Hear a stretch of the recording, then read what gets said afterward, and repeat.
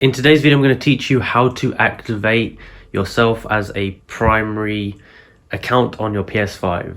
So first what we're going to do is go to Home and go to the top here and scroll across to the settings icon here.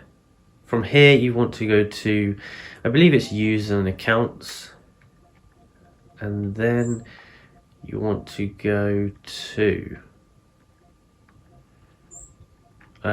this one here, Other. Console sharing and offline play. So you want to click on this, and from here it will say enable or disable. So it says, do you want to disable console sharing and offline play? If you do, anyone who uses PS5 will be unable to play your games and media. Now, I have mine enabled right now, but yours will probably say disabled. So what you want to do is come over here, click enable, and that's how you do it. So then from there, that's going to be the primary account on your PS5. And that will allow you to share all of your different games that you have with all of the different accounts on your PS5. And it also doesn't matter if you're in offline mode, which is really good. And that's basically how you do it.